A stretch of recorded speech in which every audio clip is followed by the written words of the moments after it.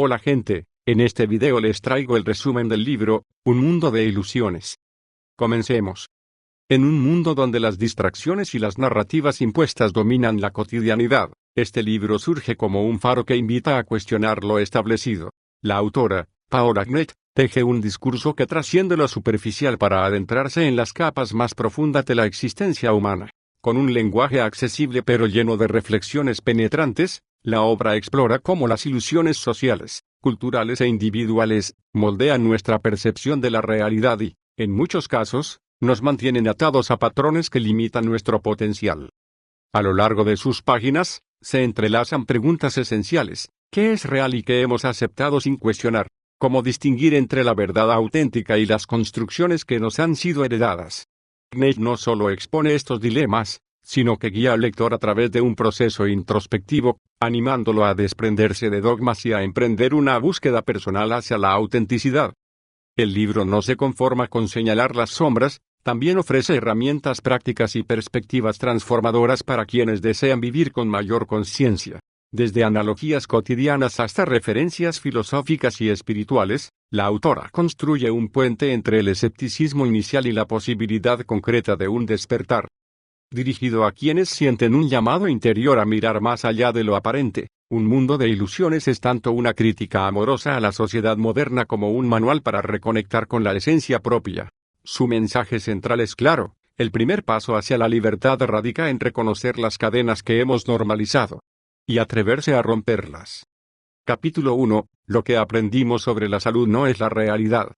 Este capítulo desmantela metódicamente los paradigmas convencionales en torno a la salud, revelando cómo gran parte de lo que asumimos como verdades absolutas son, en realidad, construcciones sociales, intereses económicos y simplificaciones que ignoran la complejidad del cuerpo humano. La autora no solo cuestiona los sistemas médicos hegemónicos, sino que expone las contradicciones entre lo que se nos enseña como saludable y lo que realmente fortalece o debilita nuestro organismo a largo plazo.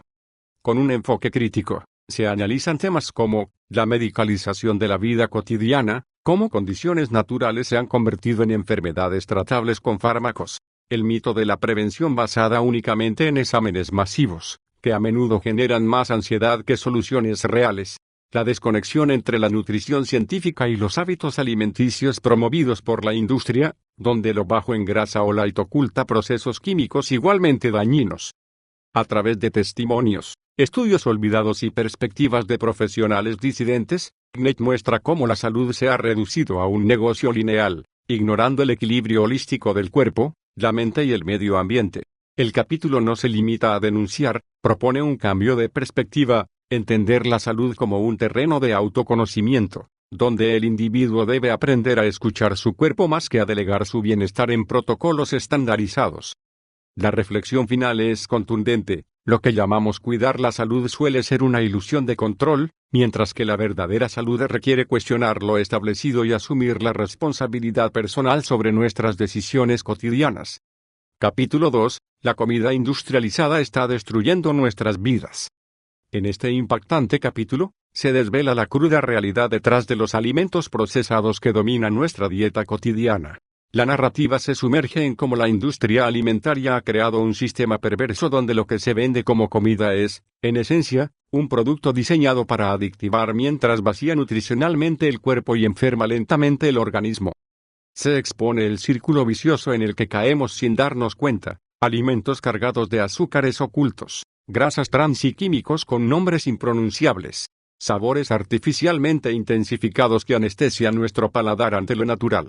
Publicidad engañosa que disfraza de saludable lo que es puro marketing. El texto va más allá de denunciar los ingredientes tóxicos.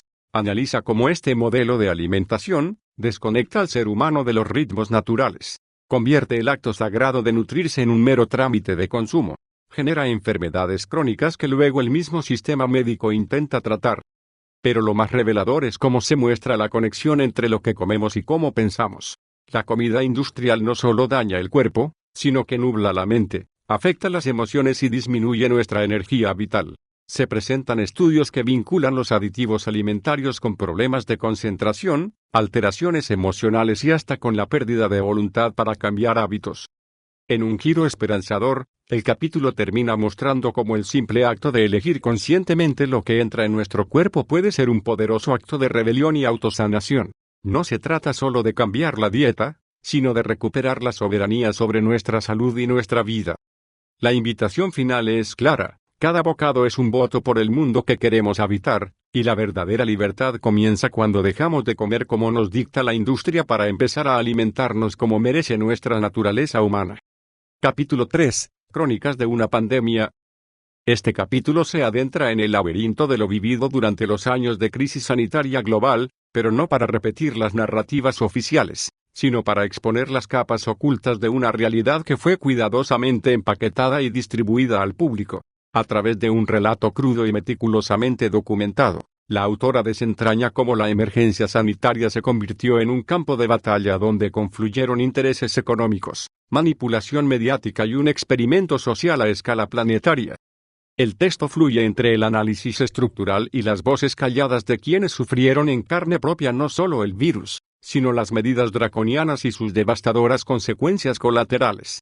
Se revela la paradoja de un sistema que priorizó el control sobre el cuidado real de la vida, la censura sistemática a perspectivas científicas disidentes, el uso del miedo como herramienta de ingeniería social, el lucrativo negocio detrás de las soluciones promovidas como únicas. Pero más allá de la denuncia, este capítulo documenta el despertar colectivo que comenzó a cuestionar las versiones oficiales. Muestra cómo, en medio del pánico orquestado, surgieron redes de solidaridad, médicos valientes que rompieron el silencio y ciudadanos comunes que recuperaron su autonomía frente al discurso único. La reflexión final es profunda. Lo que llamamos pandemia fue también un espejo que reflejó las fracturas de nuestra sociedad, la fragilidad de nuestras libertades y la urgente necesidad de reconstruir una relación más sana con la medicina, con los medios y con el poder, no como súbditos obedientes, sino como seres humanos conscientes de su dignidad inviolable. Este no es un capítulo sobre virus, sino sobre el poder, la resistencia y las lecciones que debemos aprender antes de que la historia se repita. Capítulo 4. Una infancia de papel. Este capítulo es una inmersión poética y crítica en cómo la niñez contemporánea ha sido reducida a una caricatura de sí misma, envuelta en protocolos de seguridad absurdos, pantallas omnipresentes y una educación que castra la curiosidad innata.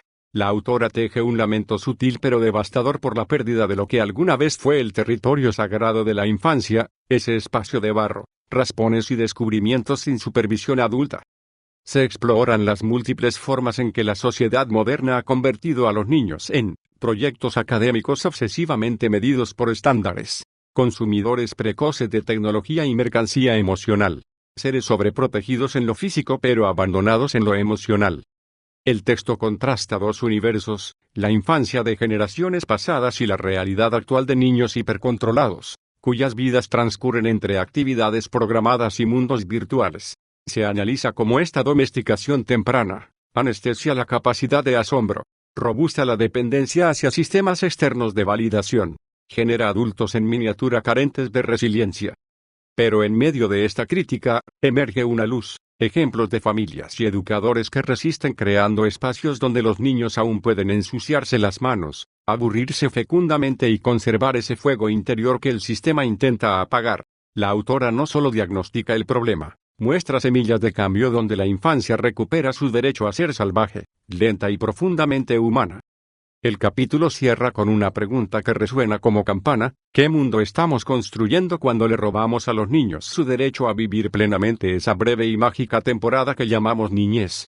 La respuesta, sugerida entre líneas, es tan esperanzadora como desafiante: quizás sanar nuestra adultez comience por devolverles a los niños su infancia real. Capítulo 5. La ilusión de una vida virtual. Este capítulo desentraña con lucidez despiadada cómo las pantallas han dejado de ser herramientas para convertirse en el sustrato mismo de nuestra existencia. La autora nos guía a través de un viaje perturbador que revela cómo lo digital ha reemplazado progresivamente lo tangible, hasta confundirse con la realidad misma. Se exponen los mecanismos sutiles mediante los cuales las redes sociales han reconfigurado nuestra capacidad de atención. Los likes han suplantado a las miradas genuinas. La validación externa digital ha erosionado la autoestima auténtica. El texto profundiza en la paradoja fundamental de nuestro tiempo: Nunca hemos estado más conectados tecnológicamente, y nunca nos hemos sentido más solos en lo humano. Se analiza cómo esta migración masiva hacia lo virtual vacía las relaciones de su textura emocional, convierte el tiempo en una sucesión de estímulos vacíos, nos aleja de nuestro cuerpo y sus sabidurías ancestrales. Pero la crítica más aguda apunta hacia el sistema económico que se beneficia de esta desconexión, cada clic, cada hora de atención robada, cada dato personal convertido en mercancía. La autora muestra cómo detrás de la fachada de conectividad y diversión yace una máquina perfectamente engrasada de manipulación y control. En su tramo final, el capítulo deja entrever caminos de regreso a lo esencial, prácticas concretas para recuperar la presencia, la atención plena y los vínculos cara a cara. No como rechazo a la tecnología, sino como reivindicación de nuestro derecho a una vida que no esté mediada permanentemente por algoritmos e intereses corporativos. La reflexión final es clara: lo virtual solo puede complementar la vida real, nunca sustituirla. Y ese equilibrio perdido es quizás el más urgente de recuperar en esta época de los espejismos digitales. Capítulo 6. La verdadera cara del feminismo. Este capítulo es una exploración valiente y necesaria que despeja la niebla ideológica para revelar el núcleo esencial de lo que debería ser y en muchos casos ha dejado de ser el movimiento feminista. Con rigor histórico y sensibilidad crítica, la autora traza el viaje desde las luchas legítimas por derechos básicos hasta la deriva ideológica actual donde el feminismo parece haberse convertido en otra cosa. El texto disecciona cómo la búsqueda original de igualdad se ha transformado en un discurso de confrontación sistemática. La reivindicación de la mujer ha mutado en un victimismo estéril que niega la agencia femenina. Lo que comenzó como liberación ha devenido en nuevo conjunto de dogmas y censuras. Se contrastan dos feminismos, el que abrió puertas a generaciones de mujeres, el que hoy construye muros de intolerancia. La autora no se limita a denunciar, rescata testimonios de mujeres que se atreven a disentir del relato oficial, académicas, obreras, madres cuyas voces son sistemáticamente silenciadas por no ajustarse al guión. Se exponen las contradicciones de un movimiento que predica inclusión mientras excluye a cualquiera que cuestione sus postulados.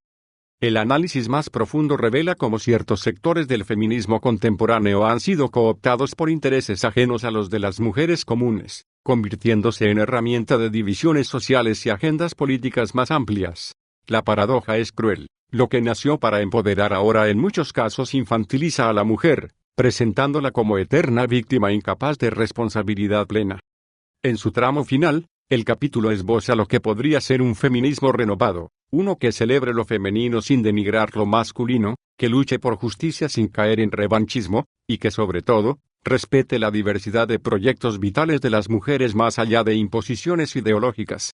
La conclusión es esperanzadora. El verdadero feminismo no está en consignas vacías ni en activismos performativos, sino en el derecho de cada mujer a definir su vida sin que otros sean hombres o ideólogos le dicten qué debe pensar o cómo debe ser. Capítulo 7. El supremacismo blanco. Este capítulo aborda con valentía uno de los temas más polarizados de nuestro tiempo, desentrañando cómo el concepto de supremacía blanca ha evolucionado desde sus manifestaciones históricas explícitas hasta sus formas contemporáneas, más sutiles pero igualmente dañinas. La autora no se limita a denunciar los evidentes actos de racismo, sino que profundiza en las estructuras invisibles que perpetúan una jerarquía racial arraigada en lo más profundo del inconsciente colectivo occidental. El análisis comienza desmontando el mito de la neutralidad racial, mostrando cómo ciertos estándares de belleza, éxito e incluso inteligencia continúan reflejando un ideal blanco que se presenta como universal. Se exploran los mecanismos por los cuales la historia oficial ha sido blanqueada, omitiendo contribuciones de otras culturas. Las instituciones perpetúan sesgos que favorecen sistemáticamente a un grupo racial. El privilegio blanco como una mochila invisible de ventajas no reconocidas. Pero el capítulo va más allá de la crítica convencional. Examina cómo el supremacismo blanco no solo oprime a las minorías, sino que también empobrece espiritual e intelectualmente a quienes se benefician de él, atrapándolos en una burbuja de falsa superioridad que limita su humanidad. La autora introduce el concepto de violencia epistemológica, mostrando cómo la dominación blanca ha invalidado sistemáticamente otras formas de conocimiento y sabiduría ancestral. En su parte más reveladora, el texto expone la apropiación moderna de las luchas antirracistas por parte del capitalismo, que ha convertido la diversidad en un eslogan vacío mientras mantiene intactas las estructuras de poder. Se cuestiona la eficacia de soluciones superficiales como el tokenismo corporativo o el activismo performativo en redes sociales. El capítulo culmina con una reflexión sobre caminos auténticos hacia la descolonización mental y la construcción de una sociedad verdaderamente plural. No se trata de invertir la jerarquía, sino de disolverla por completo, reconociendo el valor equitativo de todas las tradiciones culturales y raciales. La autora propone que el antídoto contra el supremacismo no es la culpa estéril, sino la humildad racial, la capacidad de los blancos de escuchar, ceder espacio y participar activamente en deconstruir un sistema del que se han beneficiado, aunque no lo hayan creado conscientemente. Esta es, en esencia, una invitación a una revolución humana que comienza en la mente y el corazón de cada individuo, más allá de categorías raciales. El verdadero fin del supremacismo blanco llegará no cuando dejemos de ver el color, sino cuando aprendamos a honrar las diferencias sin convertirlas en jerarquías. Capítulo 8. Igualdad de género y movimientos transgénero. Este capítulo aborda con sensibilidad y profundidad uno de los debates más complejos de nuestra era, la intersección entre la lucha por la igualdad de género y el surgimiento de los movimientos transgénero. La autora explora cómo estas dos revoluciones sociales, aparentemente alineadas, entran a veces en tensión, revelando contradicciones inesperadas en nuestro entendimiento de lo que significa ser hombre o mujer en el siglo XXI. El análisis comienza desentrañando la evolución del concepto de género, desde su interpretación binaria tradicional hasta la comprensión más fluida y espectral que predomina hoy. Se examina críticamente cómo la teoría que era desafiado nociones biológicas arraigadas. El feminismo tradicional ha respondido con posturas diversas, desde la solidaridad hasta el rechazo. La medicina y la psicología han modificado sus paradigmas para adaptarse a estas nuevas realidades. Un segmento particularmente revelador explora las consecuencias no intencionadas de este movimiento, como la medicalización acelerada de menores con disforia de género, la erosión de espacios exclusivos para mujeres biológicas. La autora presenta testimonios de feministas críticas con la ideología de género, así como voces trans que se sienten traicionadas por lo que consideran una cooptación corporativa de su lucha. El texto no elude las preguntas incómodas: ¿pueden coexistir los derechos de las mujeres con la autodeterminación de género ilimitada? ¿Cómo afecta esto a deportes, cárceles o refugios para víctimas de violencia?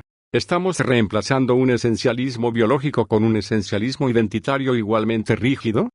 En su tramo final, el capítulo busca puntos de conciliación, destacando ejemplos donde el feminismo y el activismo trans han encontrado terreno común en la lucha contra el patriarcado y la discriminación. La conclusión no es dogmática, sino una invitación a navegar estas aguas turbulentas con empatía crítica, reconociendo que tanto la igualdad de género como la libertad identitaria son causas nobles que merecen ser pensadas en profundidad, no solo desde consignas ideológicas. Este es, en esencia, un llamado al diálogo respetuoso en un tema donde las posiciones extremas suelen ahogar los matices. La autora sugiere construir una sociedad donde la diversidad humana no tenga que ser encasillada para ser respetada. Capítulo 9. Lo políticamente correcto.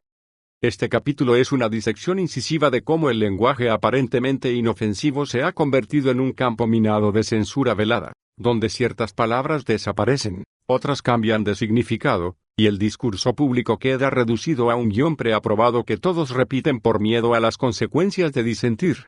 La autora no solo describe este fenómeno, sino que rastrea sus orígenes en la intersección entre el activismo identitario, el capitalismo corporativo y una cultura de victimización que premia la ofensa selectiva. El análisis revela cómo lo políticamente correcto en múltiples niveles.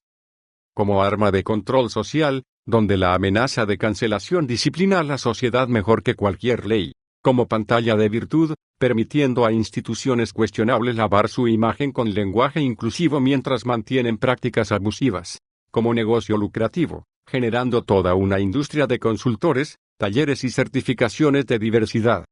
La crítica más mordaz explora las contradicciones de este nuevo puritanismo, como un movimiento que predica tolerancia se vuelve intolerante con quien piensa distinto, como la obsesión por no ofender termina infantilizando a los grupos que dice proteger, y cómo esta retórica vacía termina perjudicando las causas que dice apoyar al convertirlas en caricaturas de sí mismas. Pero el capítulo va más allá de la denuncia. examina casos concretos donde el exceso de corrección política ha tenido consecuencias opuestas a las buscadas, médicos que evitan investigar diferencias biológicas por miedo a represalias, educadores que dejan de enseñar obras clásicas por problemáticas, o movimientos sociales que pierden credibilidad al priorizar el lenguaje sobre la sustancia. En su reflexión final, la autora no aboga por un retorno al lenguaje grosero o discriminatorio, sino por un auténtico respeto que no confunda cortesía con censura, ni confunda cambiar palabras con cambiar realidades. La propuesta es radical en su simplicidad, en lugar de policía lingüística, más libertad para el debate honesto, en lugar de eufemismos que esconden problemas, vocabularios precisos que los enfrenten con valentía. Este es, en el fondo, un capítulo sobre el poder del lenguaje no para ocultar la verdad, sino para revelarla. Una invitación a recuperar la capacidad de nombrar el mundo sin miedo, incluso cuando las palabras correctas sean las más incómodas. Capítulo 10. Cambio climático y sobrepoblación, la tormenta perfecta. Este capítulo confronta con crudeza y sin concesiones uno de los dilemas más urgentes y a la vez incómodos de nuestra era, la relación simbiótica entre el colapso ambiental y el crecimiento demográfico descontrolado. La autora desmonta meticulosamente los tabúes que han convertido la discusión sobre la población humana en un tema casi prohibido, mientras expone cómo este silencio cómplice acelera la crisis ecológica global. El mito del crecimiento infinito. El texto desenmascara la falacia de un sistema económico que sigue promoviendo el crecimiento como solución universal, ignorando que en un planeta finito, todo crecimiento tiene un límite físico. Se revela cómo la publicidad y los gobiernos siguen incentivando la natalidad indiscriminada. Las religiones y tradiciones culturales perpetúan mandatos reproductivos obsoletos. El consumismo se alimenta de más humanos consumiendo, en un círculo vicioso autodestructivo. El elefante en la habitación climática. Mientras el discurso oficial sobre el cambio climático se centra en energías renovables y reciclaje, el capítulo señala la incómoda verdad: ningún avance tecnológico compensará el impacto de miles de millones de humanos adicionales demandando recursos. Se analizan datos poco difundidos sobre cómo cada nuevo ser humano en países industrializados tiene una huella ecológica insostenible. La presión migratoria global está directamente ligada a la explosión demográfica en regiones vulnerables. Las soluciones verdes son meros parches si no se aborda el núcleo del problema. De la negación a la acción ética. La autora rechaza tanto el alarmismo estéril como la resignación paralizante. En su lugar, propone un camino radical pero necesario: educación reproductiva universal y acceso real a anticonceptivos. Incentivos para familias pequeñas y modelos sostenibles de prosperidad. Un nuevo paradigma que mida el progreso no en PIB, sino en equilibrio ecológico y calidad de vida. El capítulo cierra con una reflexión perturbadora: la Tierra no está en peligro, ella sobrevivirá. Somos nosotros, y nuestra civilización, los que enfrentamos la extinción. La elección es clara: controlar voluntariamente nuestra población o dejar que el clima y la escasez lo hagan por nosotros, de manera brutal. Esta no es una llamada al pesimismo, sino al realismo más urgente. Quizás la verdadera crisis no sea ecológica, sino de conciencia, nuestra incapacidad de aceptar que, en la naturaleza, todo crecimiento descontrolado termina en colapso, y que aún estamos a tiempo de elegir un final diferente. Capítulo 11. Globalismo y gobierno mundial único. ¿Utopía o distopía? Este capítulo desentraña con rigor analítico la agenda globalista que avanza sigilosamente hacia la erosión de las soberanías nacionales, bajo el pretexto de resolver problemas que trascienden fronteras. La autora no se limita a describir este fenómeno, sino que revela sus contradicciones fundamentales y sus peligrosas consecuencias para la libertad individual y la diversidad cultural. La ingeniería de un mundo sin fronteras. El texto expone cómo ciertas élites transnacionales han instrumentalizado crisis reales o fabricadas para promover organismos supranacionales no electos que acumulan poder progresivamente. Estándares globales que homogeneizan culturas milenarias. Una narrativa que equipara patriotismo con xenofobia. La paradoja del globalismo. La autora desnuda la contradicción central de este proyecto: mientras pregona inclusión y diversidad, en la práctica, impone una visión única del progreso, despreciando modelos alternativos. Concentra poder en manos de tecnócratas alejados de las realidades locales. Crea una nueva clase privilegiada desconectada de cualquier territorio o lealtad nacional. Hacia un feudalismo del siglo XXI. El análisis más perturbador muestra cómo este sistema no conduce a la igualdad prometida, sino a ciudadanos globales sin raíces ni derechos concretos. Estados-nación reducidos a administradores regionales de directivas globales. Una gobernanza donde el voto individual pierde todo significado real. La resistencia silenciosa.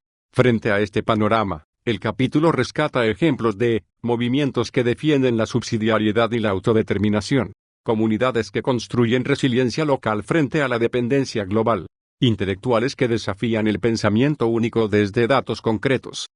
La reflexión final es clara. El problema no es la cooperación internacional necesaria para desafíos globales, sino la entrega acrítica de soberanía a entidades no representativas.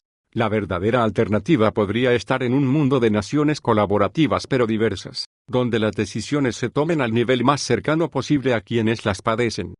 Este no es un capítulo sobre teorías conspirativas, sino sobre tendencias documentadas que requieren debate urgente, porque el futuro no está escrito, y la batalla entre homogenización global y autonomía local definirá qué tipo de civilización heredarán las próximas generaciones. Capítulo 12. Los orígenes del mal, una exploración de la sombra humana. Este capítulo emprende un viaje filosófico y psicológico a las raíces más profundas de la destructividad humana, yendo más allá de las explicaciones superficiales para adentrarse en los abismos de la condición humana. La autora teje un análisis transdisciplinario que conecta puntos entre historia, neurociencia, mitología y sociología, revelando patrones inquietantes que se repiten desde las cavernas hasta las corporaciones modernas. La dualidad inherente. El texto explora la paradoja fundamental, la misma capacidad cerebral que nos permite crear arte sublime, también diseña instrumentos de tortura. El amor y el odio emergen de los mismos circuitos neuronales. Las sociedades más avanzadas tecnológicamente han cometido las mayores barbaries. Los mecanismos del mal cotidiano. La autora desmenuza cómo la maldad rara vez aparece como en las películas, sino que se normaliza a través de pequeñas complicidades acumuladas. Se burocratiza en sistemas donde nadie se siente responsable. Se justifica con ideologías que deshumanizan al otro. De lo individual a lo colectivo. Un salto conceptual revelador muestra cómo las peores atrocidades requieren la participación activa o pasiva de miles. La moral personal se suspende fácilmente en contextos grupales. La civilización es una delgada capa que se resquebraja bajo presión. La esperanza en la conciencia. En su tramo final, el capítulo propone que reconocer nuestra capacidad para el mal es el primer antídoto. La educación emocional temprana podría ser más crucial que el aprendizaje académico. La conclusión no es optimista ni pesimista, sino profundamente realista. El mal no es una fuerza externa, sino una posibilidad latente en cada uno. Y quizás la única salvación esté en mirar de frente esa sombra interior, sin ilusiones ni miedo, para poder elegir diariamente algo mejor. Este capítulo no ofrece respuestas fáciles, sino una incómoda pero necesaria invitación a la introspección radical, porque entender los orígenes del mal podría ser nuestra única chance de trascenderlos. Capítulo 13. La libertad de expresión, el antídoto contra el mal. Este capítulo es una defensa apasionada y bien argumentada de la libertad de expresión como el pilar fundamental que sostiene no solo la democracia, sino la propia capacidad humana de resistir a la opresión en todas sus formas. La autora desarrolla una tesis poderosa, donde las palabras son censuradas, el mal florece en las sombras. El silencio como cómplice. A través de ejemplos históricos y contemporáneos, se demuestra cómo todos los regímenes totalitarios comenzaron controlando el lenguaje. Las mayores atrocidades ocurrieron cuando la disidencia fue silenciada. La corrección política moderna repite patrones de autocensura peligrosos. El mercado de las ideas. El texto rescata el concepto olvidado de que la verdad no necesita protección, sino competencia libre con las mentiras. Ningún grupo o ideología debe tener el monopolio del discurso legítimo. Las sociedades más libres son aquellas que toleran opiniones incómodas. La paradoja de la intolerancia. La autora aborda con énfasis el dilema de cómo defender la libertad de expresión sin permitir que se use para destruirla. ¿Por qué responder con más speech o menos? Es la solución a discursos de odio. El peligro de dejar que gobiernos o corporaciones decidan qué es discurso aceptable. Armas de luz contra la oscuridad.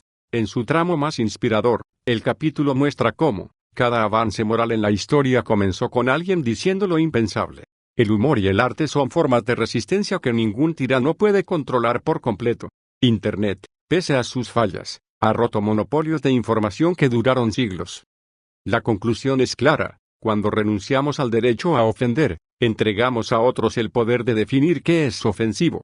La libertad de expresión no es el problema, es la única solución permanente contra el mal, porque permite exponerlo, nombrarlo y finalmente, vencerlo con ideas mejores.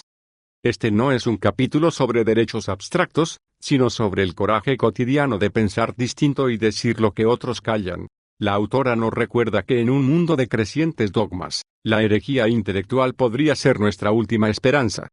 Capítulo 14. En un mundo plagado de mentiras, ten el coraje de exponer tu verdad. Este capítulo no es solo un resumen de ideas, sino un manifiesto íntimo y una llamada a la acción personal.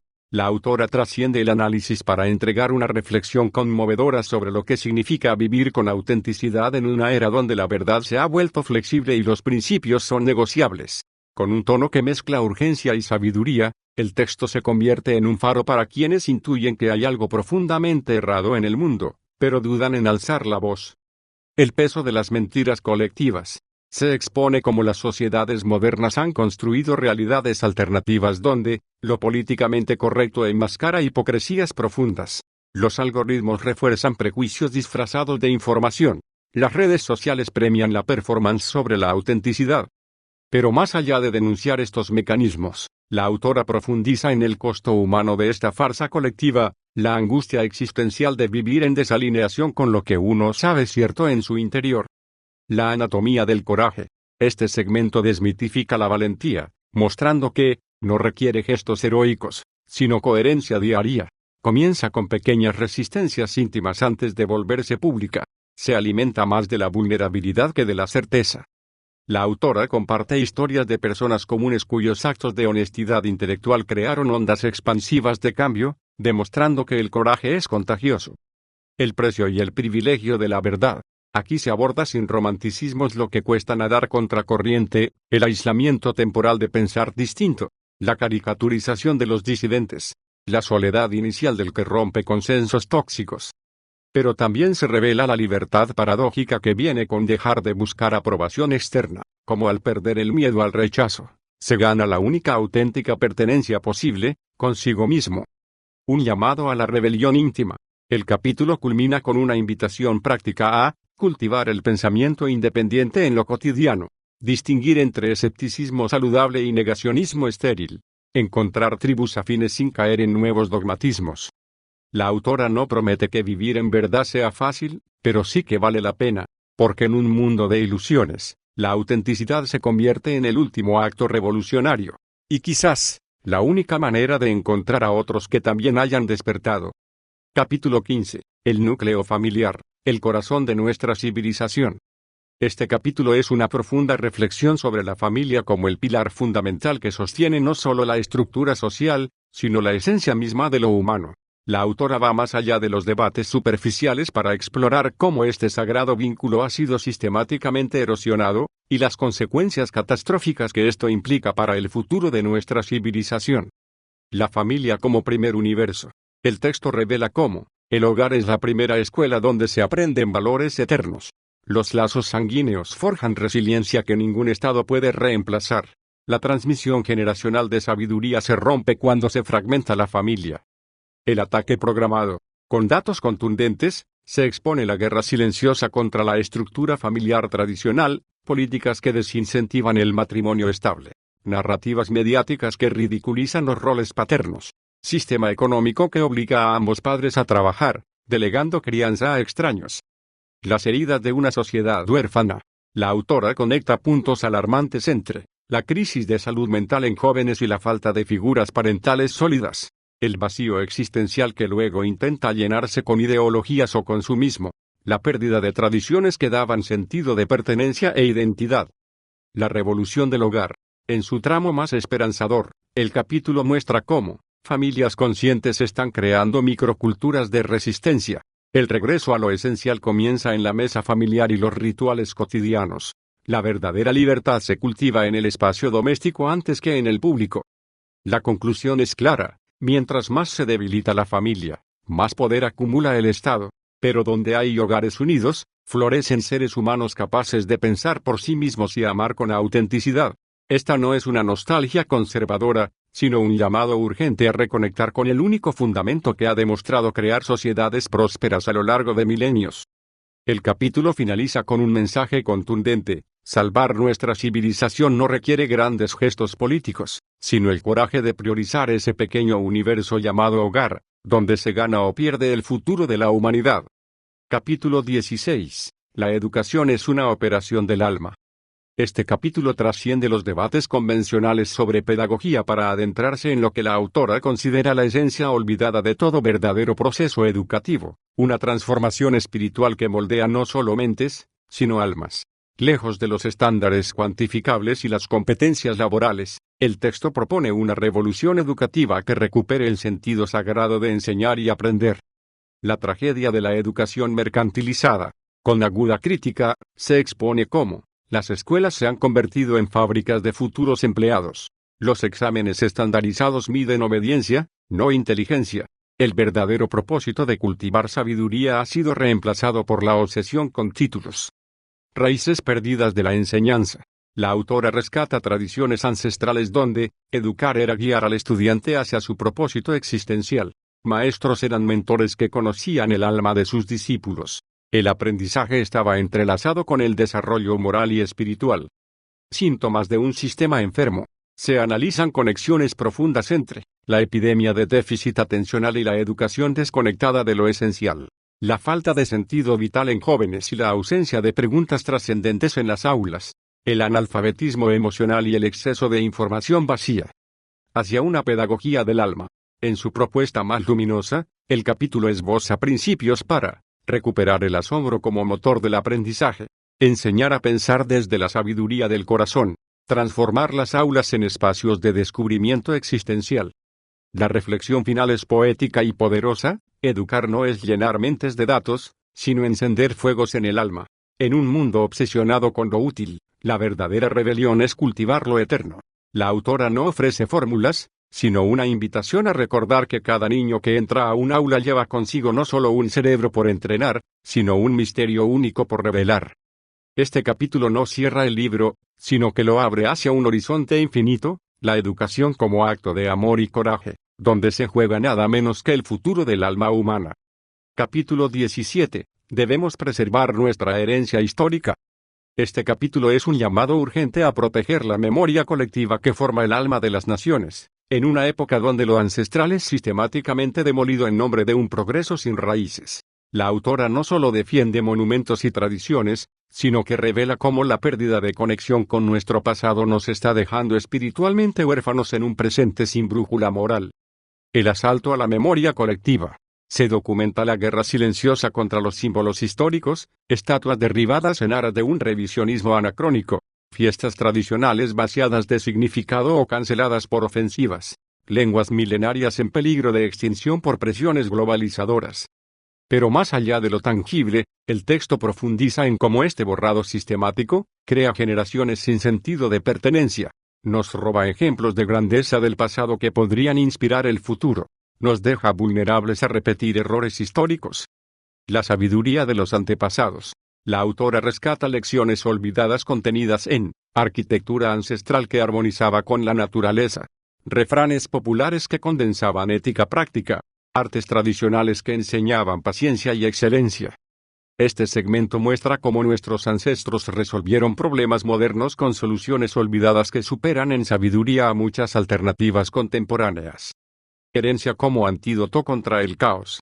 En su análisis más original, el capítulo conecta la epidemia de ansiedad moderna con la pérdida de rituales de paso, el consumismo desbocado con la falta de conexión a tradiciones austeras, la crisis identitaria con el desprecio por las narrativas históricas fundacionales.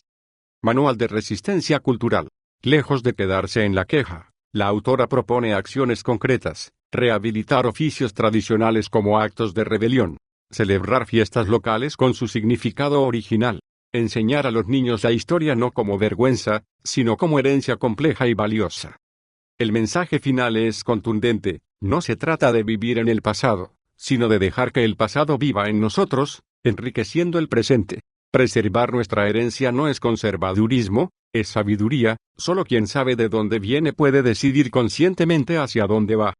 Este capítulo es un puente entre generaciones, una invitación a recibir la antorcha de quienes nos precedieron para pasarla intacta y quizás más brillante a quienes seguirán, porque al final, la única patria verdadera es la memoria compartida. Capítulo 18. ¿El reino de Dios está entre nosotros? Este capítulo trasciende el debate religioso convencional para adentrarse en una exploración mística y a la vez profundamente práctica de lo divino manifestándose en lo cotidiano. La autora no propone un retorno a dogmas institucionales, sino una revolución de la percepción que permita reconocer lo sagrado tejido en la urdimbre misma de la realidad. De lo teológico a lo experiencial. El texto desmonta meticulosamente la externalización de lo divino como entidad lejana y ajena, la mercantilización de la espiritualidad en sistemas de creencias empaquetadas, la paradoja de buscar a Dios en lugares extraordinarios mientras se ignora su presencia en lo ordinario. Se revela cómo las tradiciones místicas más antiguas desde el cristianismo esotérico hasta el sufismo siempre enseñaron que la conciencia divina no está separada de lo creado, sino que lo impregna silenciosamente. Anatomía de lo sagrado cotidiano.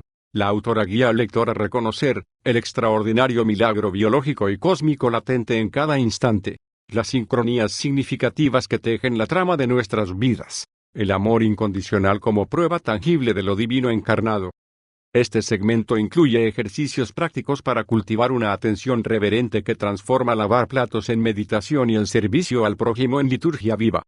Los obstáculos modernos. Con aguda crítica, se analiza cómo la hiperconexión digital nos ha desconectado de la presencia.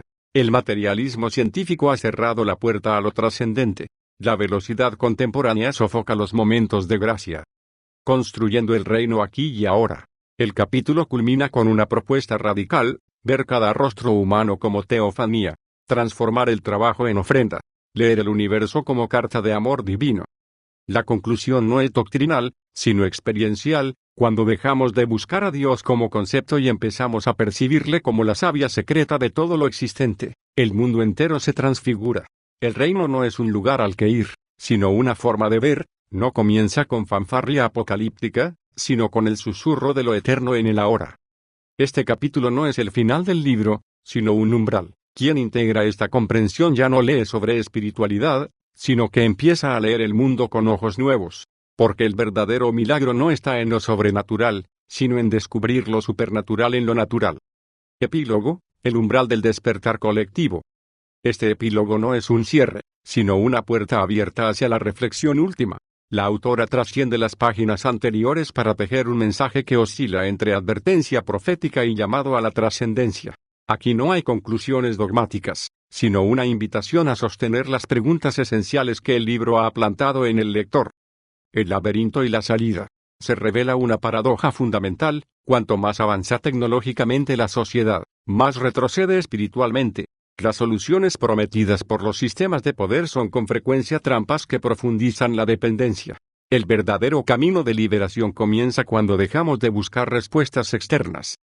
La autora muestra cómo cada capítulo del libro ha sido un espejo para confrontar las ilusiones que aceptamos como realidades incuestionables. La geometría del cambio.